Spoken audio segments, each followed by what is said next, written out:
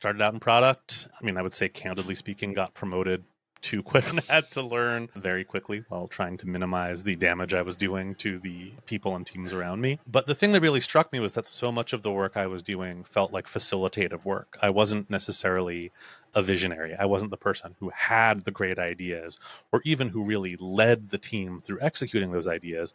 I helped set up the team for success. I put the systems in place. I helped bring out the best in people. And I really got this sense that product, as I understood it, was a facilitative role, not a visionary role. Welcome to the Product Agility Podcast, the missing link between agile and product. The purpose of this podcast is to share practical tips, strategies, and stories from world-class thought leaders and practitioners. Why, I hear you ask? Well, I want to increase your knowledge and your motivation to experiment so that together we can create ever more successful products. My name is Ben Maynard, and I'm your host. What has driven me for the last decade to bridge the gap between agility and product is a deep-rooted belief that people and products evolving together can achieve mutual excellence. Hello, welcome. This is the Product Agility Podcast. I am your host, Ben Maynard, and for those of you who have listened to this podcast before, you probably knew that I should think about changing the way I start my podcast once again. But today, I am not important. I'm not important any of the days, to be fair, that we have these conversations, because today we are joined by Matt LeMay. And Matt is an author of 3 books. I think it's fair to say 3, 2 of which are out in the wild and one which is yet to be born. That is true. Yeah. So as well as being an author, he's also a consultant, and he helps teams make an impact. And that's going to be the focus of our conversation. Now, Matt is somebody whose name I've been aware of for quite a while. And I always tend to say that because I just basically stalk people in my spare time, trying to find people to come on the podcast. And I've been really, I say this about everyone, and I do honestly mean it. I'm genuinely excited to have you here, Matt, because I think what you've got to share, and I think the way that you'll share it is genuinely interesting and engaging, and I think everyone listening is really going to get something from this, particularly because the superset of the topic, the big theme here is product teams, and we're going to be looking at how they can make an impact, even if perhaps they can't, and maybe why they feel like they should just get off the lazy asses and try harder. Oh, your words, not mine. Yeah, but I thought that was the name of your new book. Get off your lazy asses and try harder. Hustle Culture Manifesto for crushing it 24/7, 25/8. Because if you could only find 24 hours in a day and 7 days in a week, then you're not trying hard enough. Exactly. So, and Matt has this amazing ability, which I pointed out to him earlier, that he comes up with such lovely, eloquent sentences that I can never even begin to repeat or do justice for. But I just sound like a very poor analog, a very dumb copy of Matt when I try and paraphrase things back. And that's part of the reason why I'm excited, because I really like listening to what you have to say. Matt, for our listeners, could you perhaps fill in some of the gaps on the intro that I gave to you? Sure. First and foremost, thank you for that lovely intro. I am both deeply flattered and wish you had set the bar just a bit lower for the conversation. And I have a new book coming out shortly called Impact First Product Teams, which I suspect will be the majority of what we talk about today. Yes, I hope so. Now, just as a point of figure, I was talking to not even a potential podcast guest, an actual person who's coming on the podcast, who said how much he enjoyed your first book. Yes. Because you actually did the stuff you're writing about, which I think is a bit of a boon, really, because I think there are so many books out there written by people who've had a thought and they haven't actually tried it, or they've just picked and chosen bits from existing case studies about where they have perhaps believed that people are doing the thing that they're writing about. So I think it's fantastic that you've got solid experience in the thing you're going to talk about. And I said, today it's about teams having an impact, particularly product teams. Before we kind of really delve into it, I'm just wondering, what is your experience then of helping product teams make an impact in the business? Sure. So, I started in product about 14 years ago. I was the first product manager at Bitly in New York. Oh, really? During the heady days of link shorteners paying my rent. Bitly is still doing quite well, so I have some friends who are working there doing phenomenal work. But I started out in product and kind of, I would say, candidly speaking, got promoted too quick and had to learn very quickly while trying to minimize the damage I was doing to the people and teams around me. But the thing that really struck me was that so much of the work I was doing felt like facilitative work. I wasn't necessarily a visionary. I wasn't the person who had the great ideas or even who really led the team through executing those ideas. I helped set up the team for success. I put the systems in place. I helped bring out the best in people. And I really got this sense that product, as I understood it, was a facilitative role, not a visionary role.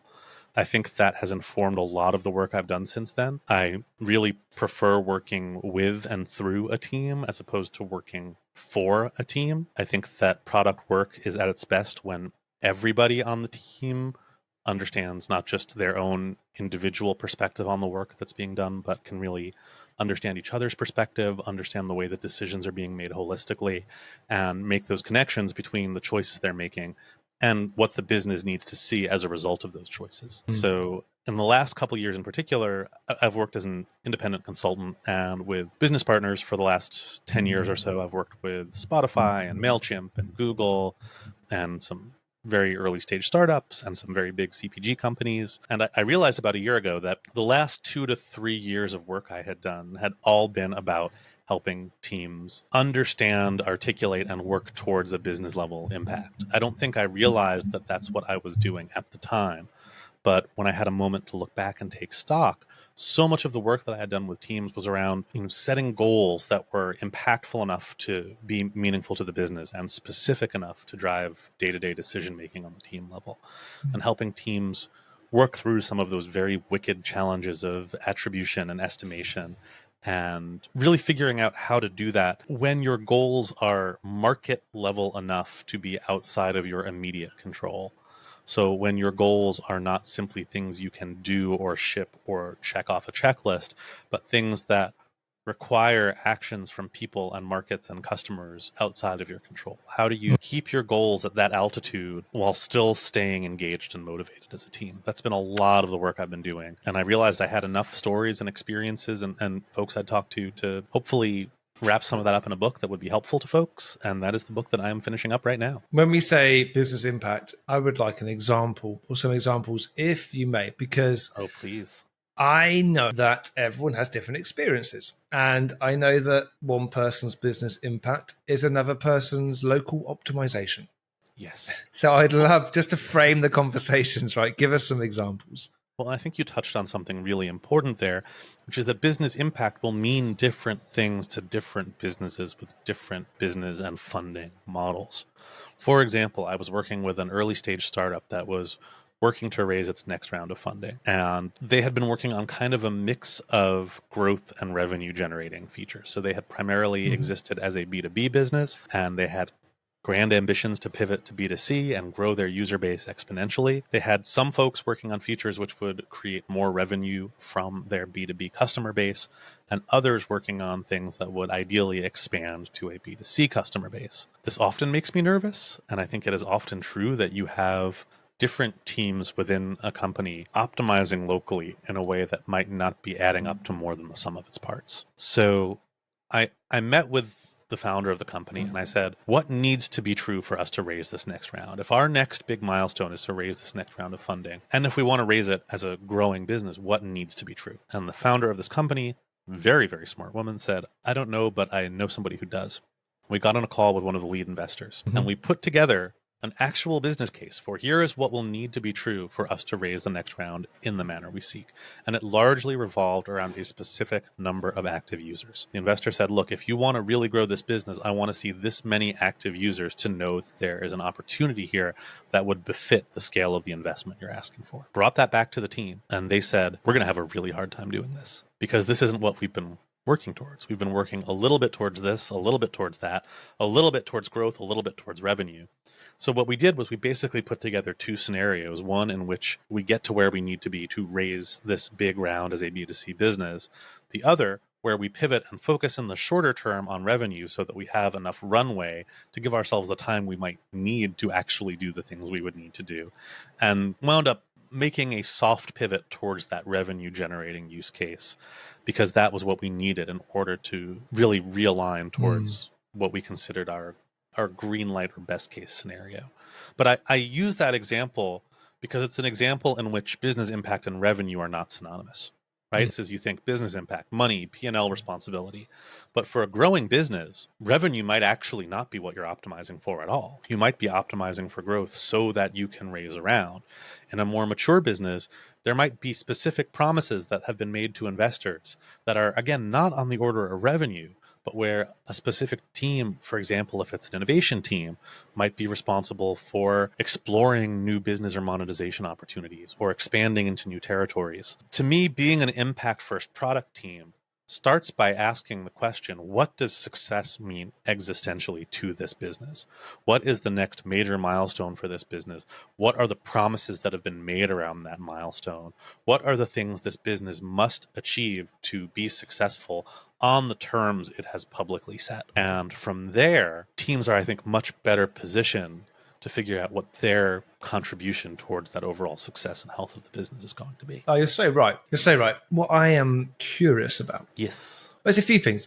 You earlier said you're not a visionary as such, but you facilitate. Yes. And there's something which I said in the talk a little while ago, and which I believed that originally visions were for visionaries. I thought they need to be a visionary to have a vision. But I thought, no, I think that's actually very true. And where I ended up was actually what people need is to be given the context where they're able to care about something. Yes. And if you provide the context where people can care, and then they can create some kind of motivational empathy, then you can achieve some awesome shit. Yeah. But unless people create that context, then you don't stand a chance. And whether that context is just in a meeting, whether that context is organizationally, whether that context is actually understanding what promises have been made by senior leaders in an organization, which then mean that's what impact means. It's understanding that context and creating that context so that people can actually care about the thing you're trying to achieve is massively important. Massively important. Absolutely agree with you. I think, and I'm going to be careful how I put this, I think that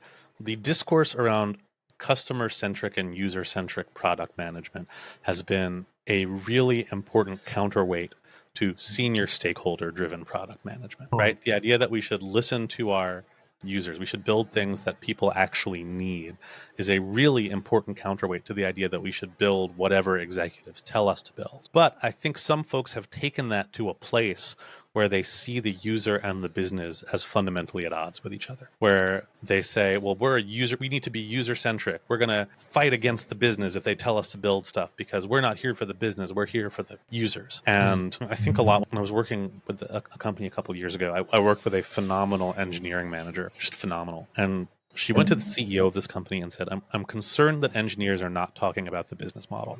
The CEO said, wait a second, I have product managers coming in here all day complaining that we're too business-centric and not customer-centric enough. And now I have you coming in and saying that you want engineers to be talking about the business model? I'm very confused. And this engineering manager, she thought about it for a second. And she said, okay, I think I understand what's happening here. When I say the business model, I mean our exchange of value with customers. I mean the fundamental commercial heart of the company, which is how we engage with our customers. When people say we're too business-centric, I think they mean we're too politics-centric.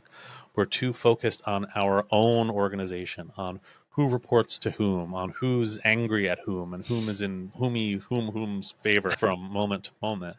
But when you actually look at the business model, when you look at the business as a commercial entity that exchanges value, that is an intrinsically customer-centric lens through which to understand the business.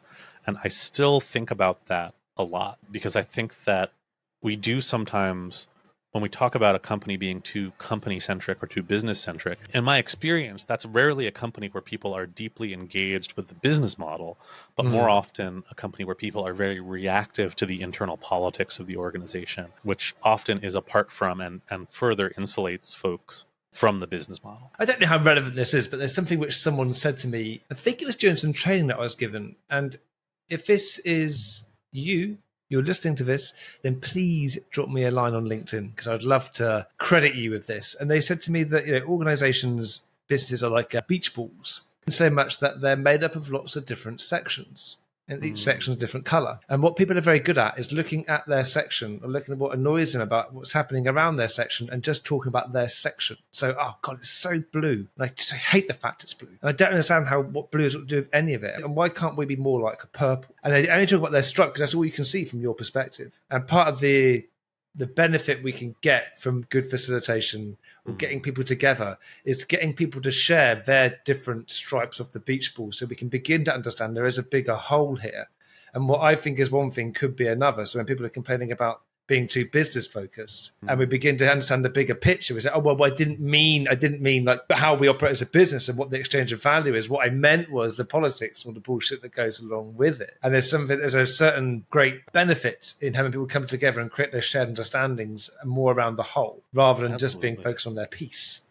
Well, and that's part of why I think, one of the things I'm writing about, which comes from Christina Wadke's book, Radical Focus, which is still fantastic. One of my favorite books. Amazing book. Just incredible. Second edition or first edition? I've read both of them. She says in that book that she has this visual that I lean on so much in my own work, which is basically that rather than seeing goals as a multi-level cascade, they're kind of an orbit around the company level goals.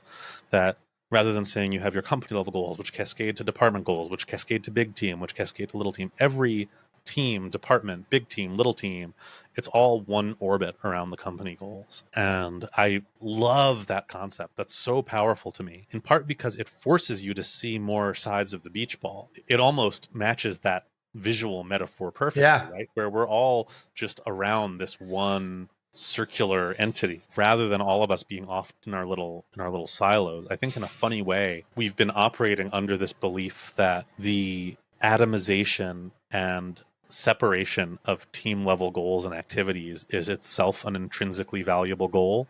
That if you can have 10 teams working on things where there are no dependencies and no overlaps, that means that we've somehow accomplished something, when in fact I think the opposite is usually true. If you've broken down goals and activities to the point where you can have 10 teams working fully independently of one another, then it is, to me, incredibly unlikely that you are going to actually take on those bigger opportunities, that you are going to do the work that needs to be done, that you are going to actually have an impact beyond simply just pushing out a lot of fiddly little bits into a system that then becomes even slower and harder to wrangle by virtue of those fiddly little bits. No, I mean, I was just looking because I've got my OKR workshop deck here because I'm running one next week, actually. And I recreated the picture from Radical Focus. Oh, excellent. And I was just looking and I just realized I've got the wrong version of the slides I've been working on because I've got the old version of my diagram for it. But it's such a great metaphor. I'm going to use the beach ball part of it next week as well because I think it's so important to kind of get that holistic view. And if anyone hasn't read Radical Focus, first or second edition, don't really mind. Like, go out and buy it. Do yourself a favor. It's a fantastic book.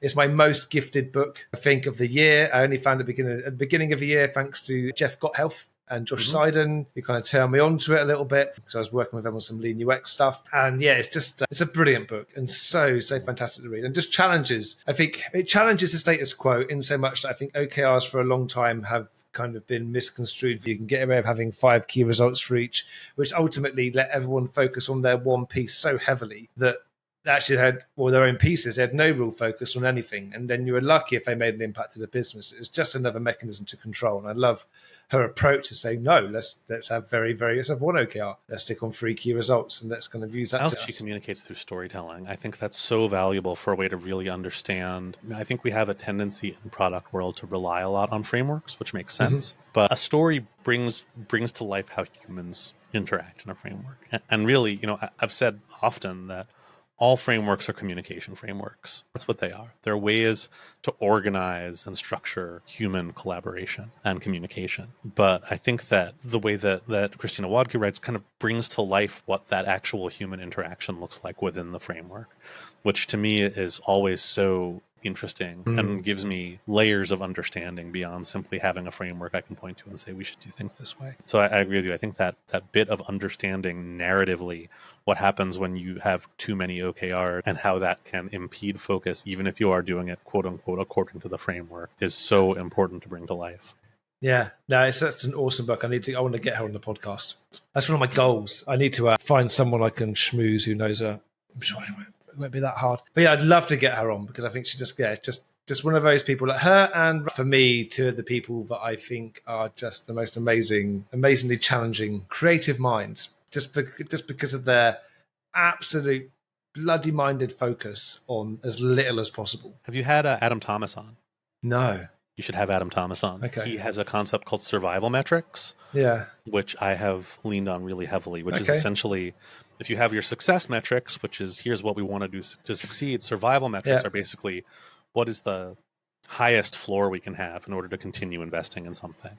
So Okay. the idea is that you are essentially pre-planning a pivot by committing upfront to what the bare minimum is we need to hit in order to consider something survivable. And I have found that concept so helpful because it's a chance to have those conversations before they become untenably political. I will stalk Adam, and if anyone, Adam, if you're listening, let me know. And if anyone else also looks up Adam's stuff and they like the look of it, then drop me a line. I could just shout out people whose work I find inspiring all day. Yeah, but brilliant people in this community. And that would make a really interesting podcast episode. But not today's podcast episode, Matt. Oh, not today. No, today. Let's talk about something. Let's kind of draw this back onto our original theme here. So, and I'll segue in. So we've spoken about people having too much of a focus on just one part of the beach ball or stuff, getting cascaded down. So actually what you end up with is something which is just what you have to do with no understanding of why or the business impact or the customer impacts. And those teams that are stuck in that situation, right, where they feel like they can't have an impact, should they even bother trying? Yes, that is probably the fastest answer I'm going to give you today, and I'll tell you why. Because if those teams fail to have an impact, and if the business fails to reach its existential objectives, it will be their problem, even if it wasn't their fault. Mm-hmm. Which is to say, even if your team can say, we built exactly what you told us to, we're a feature factory, you told us to build this thing, and we built it, not our fault, they're still likely going to be responsible for that. I mean, I think one of the things that's become very clear over the last couple of years, and I don't think this is fair or just, but this is the reality of how a lot of organizations operate, is that systems of power exist to protect people with power. So the way that a lot of organizations are set up, if a strategy fails, the team executing the strategy is often going to bear the brunt of that before the person who developed the strategy. Do I think that is fair and just? No. But when you look at companies that are laying off product teams and saying these teams aren't having an impact, they're doing work around the work, they're doing things that aren't important to the essential blah, blah, blah. Like, well, somebody presumably gave those teams a directive which was not setting them up to have an impact, right? You notice that in a lot of these statements, they're not saying, we gave these teams really important strategic objectives, but due to market conditions, they were not able to reach those objectives. There's often a tacit acknowledgement that these teams have not effectively been directed at the most impactful work, but then it is still the teams who find themselves bearing the brunt of that. So in my experience and in my way of looking at things, it is in the best interest of everybody on a product team to proactively understand how their work is important to the overall success of the business. So that even if they then come to realize that their work is not directly aligned with the most important things for the business, they can have that conversation in the open and say, hey, it looks like, this company has a really, really important revenue target. Our work is not necessarily directly revenue generating. However, we believe it's important for the long-term future of the business for the following reasons. You, as somebody on a product team, are so much better off understanding that argument and helping to shape that argument, as opposed to being entirely reactive to how your team's work is discussed by people who might not really understand your team's work. A couple of things I wanted to cover. And unfortunately, due to limitations in human speech, I can't talk about both things simultaneously. So I'm trying to decide which one I should pick first. I think, traditionally that's how it's done. And who am I to break with tradition? Not today at least. So for a little side alley, when we say a product team, sure. We talk about not your definition, but what kind of composition would you say makes a good product team from a skills and an experience perspective? So my opinion here is that there are a lot of different combinations of humans and skills that make a good product team. What is most important for a product team is to have unified goals. When a product team has goal clarity, they do not need to worry as much about role clarity. And I have found that time and again when I've been brought into teams, we need goal clarity. It's not entirely clear. We have a product owner and a product manager, and they're fighting over who should do what. What's the absolute non-overlapping definition of every role? And for a long time, I would go in and try to come up with that. And it never worked. It never seemed to get anywhere. And eventually, I just noticed that the teams that didn't ask me for help with that were teams that had clear kind of outcome or impact level goals that said, this is what success looks like. So we are naturally going to work together to try to achieve that. The teams who were debating who should do what is the absolute role clarity of a team, were ones who didn't have those goals in place. The analogy I use sometimes is, if you get a bunch of friends together and you're all going to prepare a recipe, nobody argues over who's certified to peel potatoes. You figure it out. You know what success looks like. If you invite 10 people over and say, what do we want to have for dinner? It's going to be a nightmare. It's going to be really hard to actually get anywhere together. And you might start worrying about who's responsible, who has decision rights around dinner, how are we going to do this, who's the best positioned person to, and like it just kind of spins endlessly without any real results. So I am very non-dogmatic about how product teams should be organized. I think so long as you have folks who, when working together, can achieve something, can make changes of some kind and do something, and you give those people goals that they can work together towards achieving, goals that necessarily harness everybody's individual efforts towards a collective goal, then I think a team can succeed. So the problem there is that for many organizations, what they've done, and picking up on something you mentioned earlier, when they try and they can't think of the right contentious way to put this, right? But they really believe that dependencies cannot exist. Yes. Some dependencies don't have to exist. Most dependencies have to exist, but probably not in the way that they currently exist in your organization. Yes. And then in people's desire to remove dependencies, all they're doing, generally speaking, is abstracting those dependencies away from the team as a unit up to a higher level of management who are so far away from the work. So whereas before, a team may be able to own the business problem, own the customer problem, and then deal within that team, having the right, the one, I think, whether it's skills, behaviors, mindset, I think the biggest and most important thing is that the context and the ability to transform, to learn based upon what they're faced with, then they would still have those dependencies, and there'll still be dependencies between teams, but they would figure out ways to solve them because they had a good, clear goal which motivated them. They didn't care who did what particularly, as long as they kind of reached the outcome they wanted to achieve. The moment you abstract those dependencies away, and the teams can't own whole meaningful problems, and there's someone else's management dependencies between lots of different teams, because then actually their strip of the beach ball is very narrow. Yes. And then they haven't got the time, the capacity, the energy to think about what's before or after, because they've got a long list of varying types of work to work through. And so have that team, and so have that team. And so they actually don't have the context they can really care and motivate themselves to solve some of the problems. And I think this is one thing that really frustrates me, because anyone that's worked in a team that have been creating a product, whatever role you've had, is that you need to talk to people to resolve the dependencies, because dependencies are never not going to exist. And we can try and abstract them away from the teams, and we can try and bring everything together at the end. And all we're doing is adding insult to injury. And then and we add then the biggest piss take of it all is, and that's when people start saying, what's my role? How do I know what I'm accountable for? How do I know that I've done my bit? And we haven't got a team anymore, we've got a group. And then we're talking about measurement, clarity, and accountability.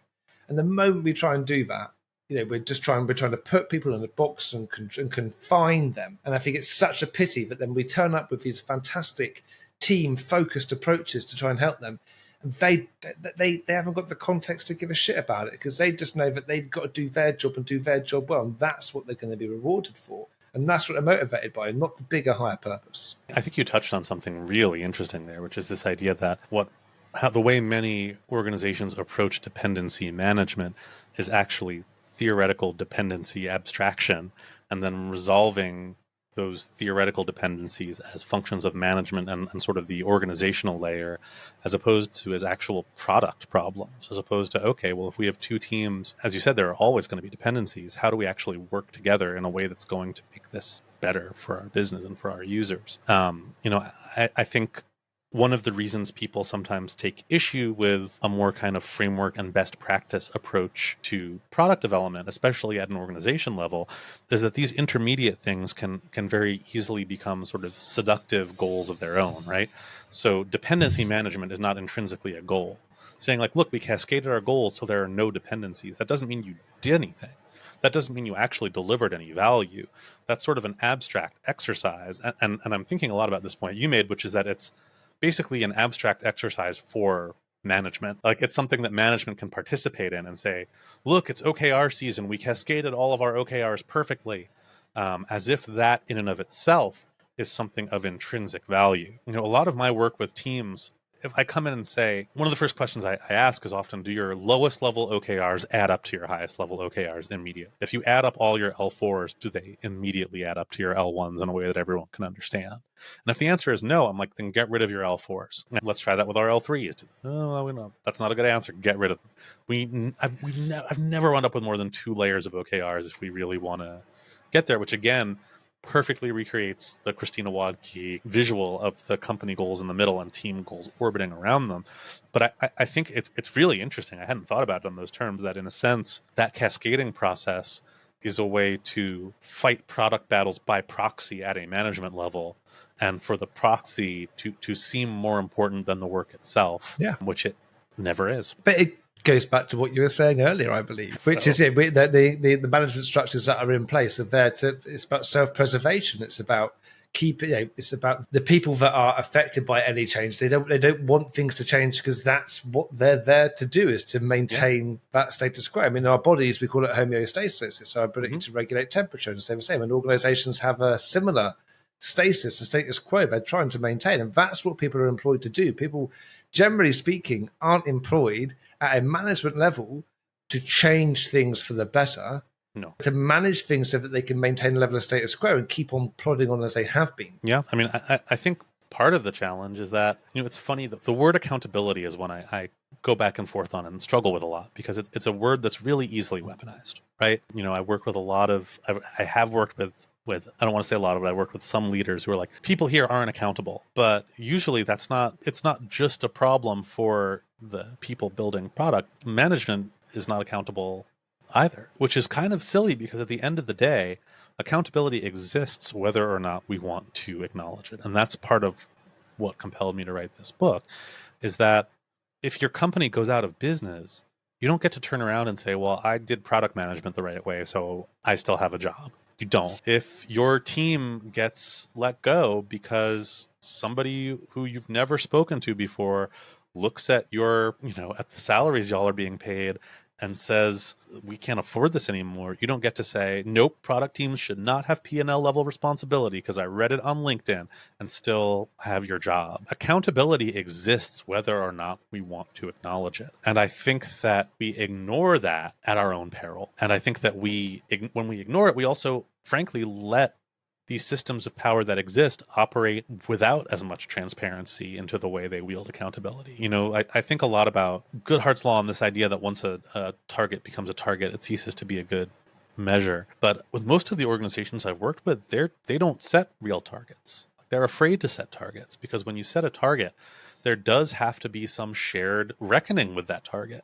Right? When you have a transparent target that everybody within a team or within an organization understands, then everybody, in a sense, has the ability to advocate towards that target, which makes it much harder for power to operate without any accountability. It makes it much harder to shift the goalposts at the last second.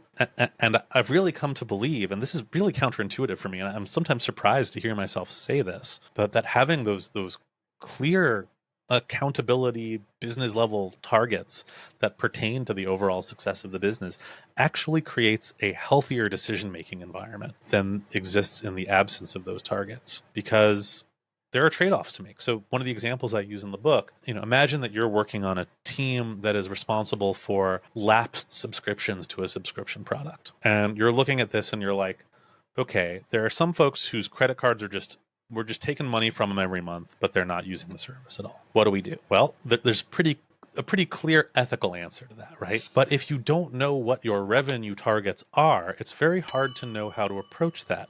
If, let's say that you look at it and there's, $1 million a month on the line in subscriptions that are inactive. If your team is responsible for $1 million, that's a serious blow to the business. You're going to approach that very differently if you have a revenue target of $1 million. If you have a revenue target of $100 million, then who cares? We can let it go. We can make that up. It's going to be worth the goodwill. But again, I think that in the absence of clear impact level targets, we cannot make those decisions effectively. It is actually harder to make both ethical and sustainable decisions because we don't know what trade-off we're making and we don't know how that trade-off affects the business. And if we don't know those things, we are actually worse positioned to make those trade-offs and to advocate for those trade-offs than we are if we are just doing quote unquote the right thing in a vacuum without an understanding of what then has to be done in order to make the right thing and still exist as a business. So you're saying that there is a higher order of accountability for a team,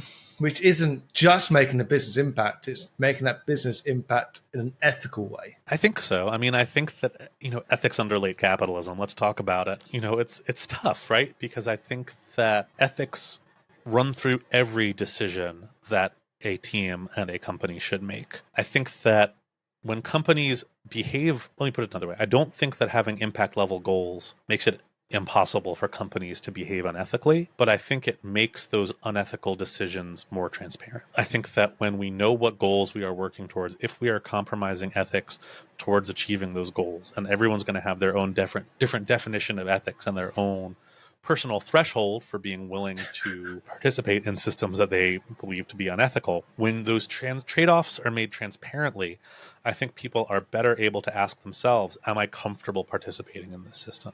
Are the trade-offs that are being made trade-offs that I am comfortable participating in and backing? And I think the most we can ask from companies is to make those trade-offs in public so that the people who are participating in those systems can understand what trade-offs are being made, because I think that capitalism as it is currently practiced in its current state is not necessarily conducive to ethical decisions. I think that a growth at all costs mindset does not necessarily lead to ethical behaviors. But I think that when a company is transparent and honest, if they are saying growth at all costs is the goal we and you will be working towards, that empowers people much more to either say, yes, that is the type of decision I want to make, or no, that is not the type of decision I want to participate in. It's not something that comes up very often. I think that many teams, maybe it's the nature of the work that they're in, but they never question maybe the ethical side of this. It's not something that in all my years of kind of helping organizations make product teams a reality, teams that can own a problem and solve it for a person and maybe even get to meet that person or meet some proxy for that person.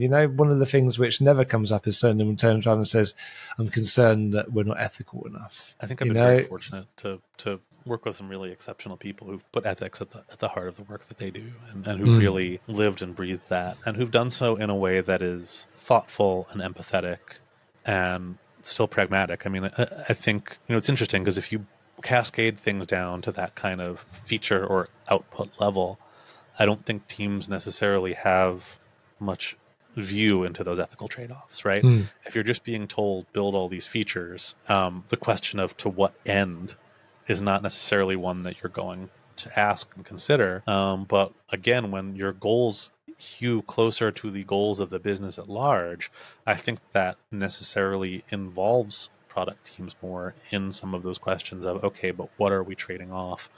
What can we trade off? What compromises and sacrifices are we willing to make short-term and long-term? And if we're doing this just towards the goal of, crushing our competition, amassing monopolistic market power, and then using that to enrich our shareholders, is that something that we want to be involved in? Which is a very fair question. And maybe not a question that enough people ask themselves. Yeah.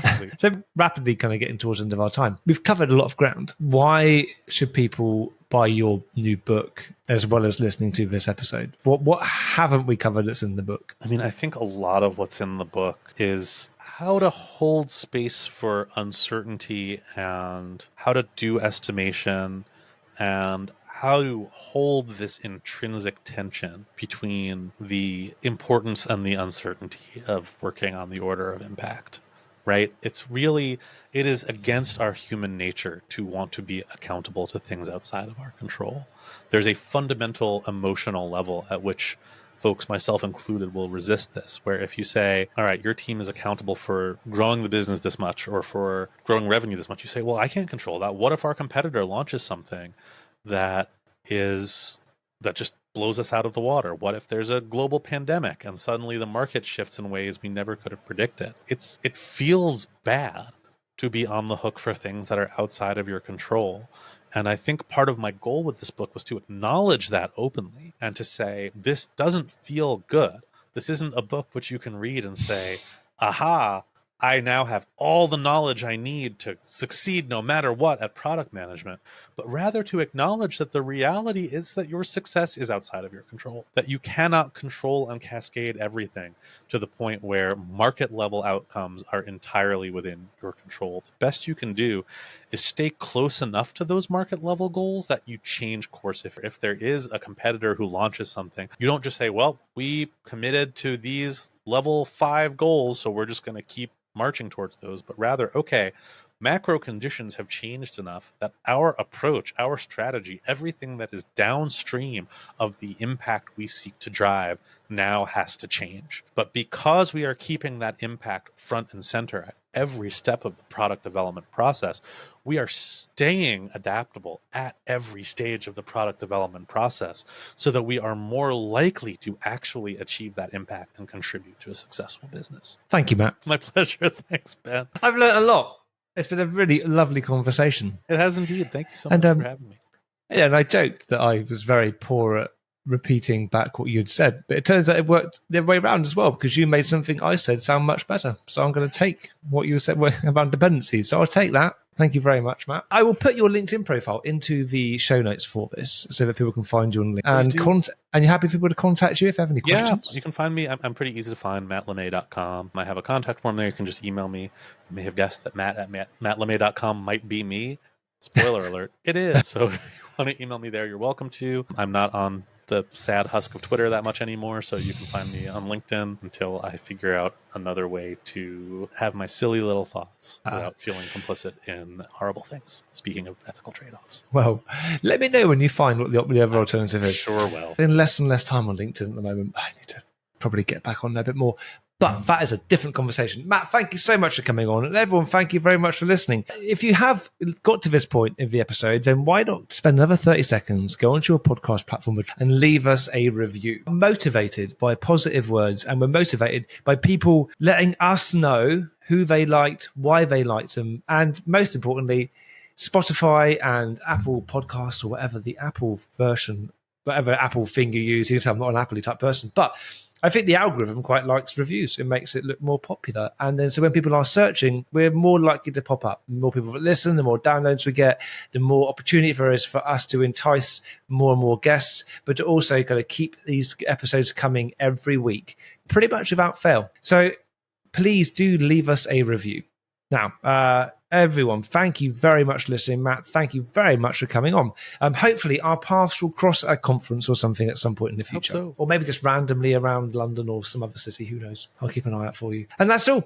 Thank you very much. This has been the Product Agility Podcast.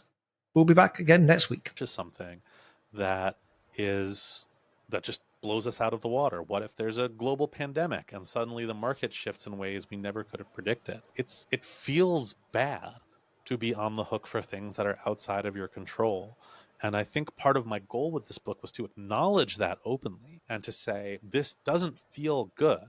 This isn't a book which you can read and say, aha, I now have all the knowledge I need to succeed no matter what at product management, but rather to acknowledge that the reality is that your success is outside of your control, that you cannot control and cascade everything to the point where market level outcomes are entirely within your control. The best you can do is stay close enough to those market level goals that you change course. If there is a competitor who launches something, you don't just say, well, we committed to these level 5 goals, so we're just going to keep marching towards those, but rather, okay, macro conditions have changed enough that our approach, our strategy, everything that is downstream of the impact we seek to drive now has to change. But because we are keeping that impact front and center at every step of the product development process, we are staying adaptable at every stage of the product development process so that we are more likely to actually achieve that impact and contribute to a successful business. Thank you, Matt. My pleasure. Thanks, Ben. I've learned a lot.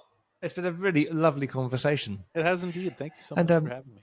Yeah, and I joked that I was very poor at repeating back what you'd said, but it turns out it worked the other way around as well, because you made something I said sound much better. So I'm going to take what you said about dependencies. So I'll take that. Thank you very much, Matt. I will put your LinkedIn profile into the show notes for this so that people can find you on LinkedIn. And you're happy for people to contact you if they have any questions? Yeah, you can find me. I'm pretty easy to find, mattlemay.com. I have a contact form there. You can just email me. You may have guessed that matt@mattlemay.com might be me. Spoiler alert, it is. So if you want to email me there, you're welcome to. I'm not on the sad husk of Twitter that much anymore, so you can find me on LinkedIn until I figure out another way to have my silly little thoughts without feeling complicit in horrible things. Speaking of ethical trade-offs. Well, let me know when you find what the other alternative is. Sure will. In less and less time on LinkedIn at the moment. I need to probably get back on there a bit more. But that is a different conversation. Matt, thank you so much for coming on. And everyone, thank you very much for listening. If you have got to this point in the episode, then why not spend another 30 seconds, go onto your podcast platform and leave us a review. We're motivated by positive words, and we're motivated by people letting us know who they liked, why they liked them, and most importantly, Spotify and Apple Podcasts or whatever the Apple version, whatever Apple thing you use. You can tell I'm not an Apple type person, but I think the algorithm quite likes reviews. It makes it look more popular. And then so when people are searching, we're more likely to pop up. The more people that listen, the more downloads we get, the more opportunity there is for us to entice more and more guests, but to also kind of keep these episodes coming every week, pretty much without fail. So please do leave us a review. Now, everyone, thank you very much for listening. Matt, thank you very much for coming on. Hopefully our paths will cross at a conference or something at some point in the future. Hope so. Or maybe just randomly around London or some other city. Who knows? I'll keep an eye out for you. And that's all. Thank you very much. This has been the Product Agility Podcast. We'll be back again next week.